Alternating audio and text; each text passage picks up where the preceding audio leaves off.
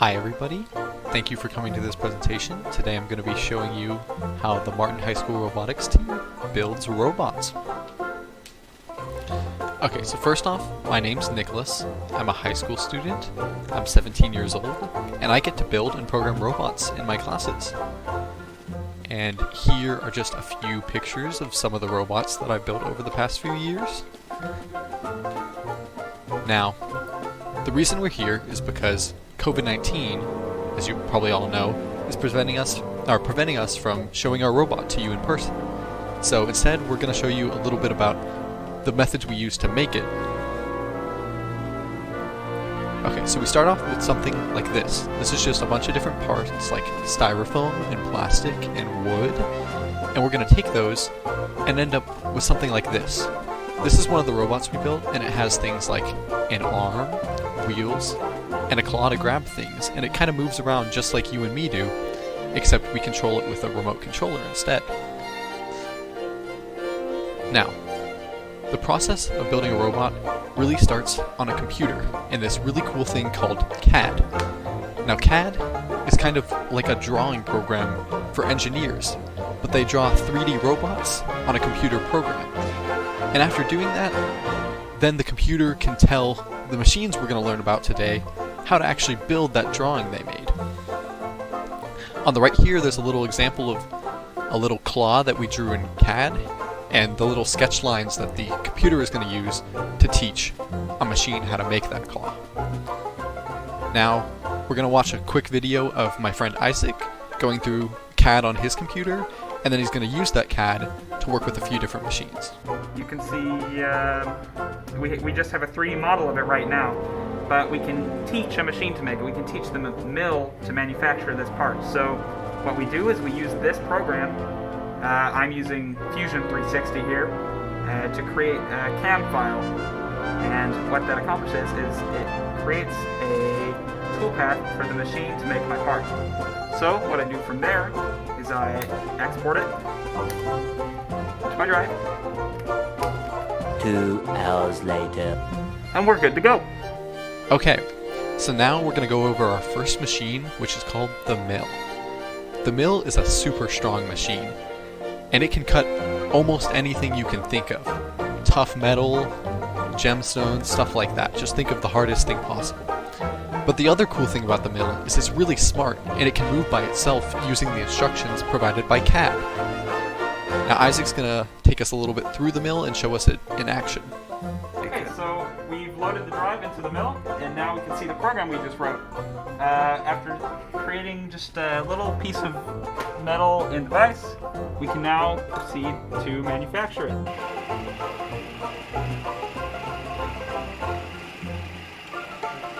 Now, we're going to go over a machine very similar to the mill called the router. Now, the router is not quite as strong as the mill, but it's just as smart.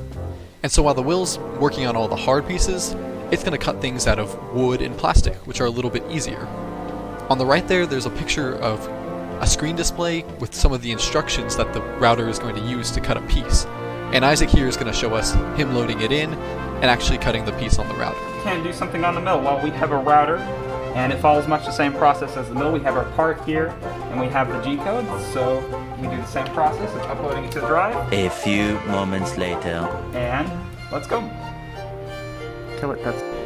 Okay, so now that we have it over here at the router, you can see we have a big old sheet of plastic rather than a small piece of metal, and we can make large flat parts with that. So why don't we begin? I've loaded in the program here to our computer, same as we did for the mill, and now we can run it.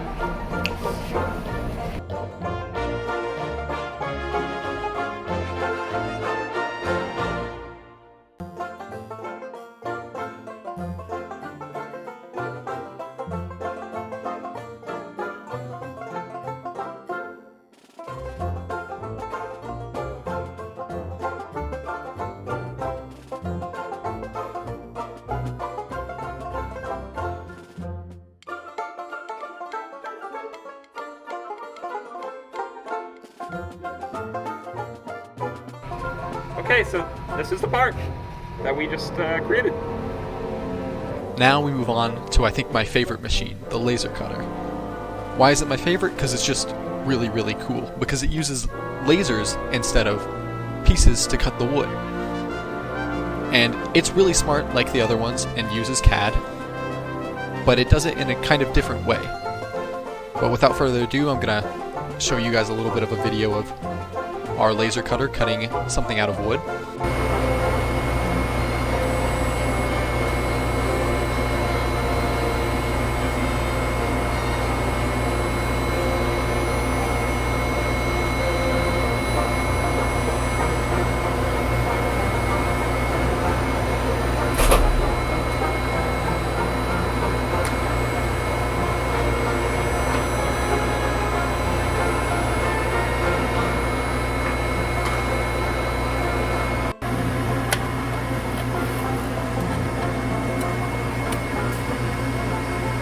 Now we get to some of the less smart machines that can't cut on their own, but are still very, very useful if a human uses them correctly. So this is the bandsaw right here to the right. It uses that little metal piece you see under that yellow part, and it spins it really fast, so it becomes a really sharp band, and then we use it to cut straight lines through pieces like metal, which you'll see in this video right here.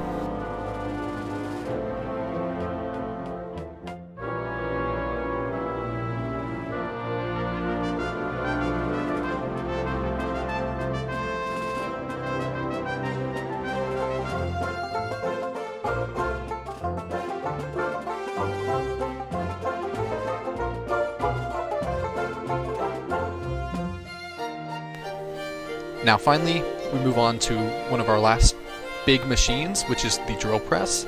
The drill press is used to make holes. It works kind of like a normal hand drill, if you've ever seen those, where it spins really fast and then just pokes through with something. But it's a lot stronger than actual hand drills, and so we can use it to go through things like metal. And I'm actually going to be the one who shows you here how we're going to turn on and off our drill press and cut holes. Nicholas, and today I'm going to show you how even a programmer can use the drill press. So the drill press is pretty simple. It's just got this little stick bit right here, and we're going to turn it on. It's going to spin really fast and make holes in our parts. So to turn it on, I hit this little start button right here, and it'll start spinning, and then I lower it with this hand crank into a piece that we have viced down so that it doesn't fly away. And when I'm done, I just put it back up and hit off. Now finally, we have a lot of other tools that are a little bit smaller but are used for different various jobs. And Isaac's going to go through a few of them and show you how they might be operated a little bit. But the cool thing about robots is you can use pretty much any tool you want. So we use things like scissors and glue that you might have used before. A general use drill, this one's a 90-degree drill. We normally use this one for getting into tight spaces and for screws, so we will set that aside. This drills holes, you can figure it out. We have a blue drill in here, especially sized for our rivets. They're little things that help us fasten together different parts using a rivet gun. Insert it over the rivet, you squeeze it. Just cut to this part. 3 hours later. Can you move it along? I'm all out of time cards. Very nice.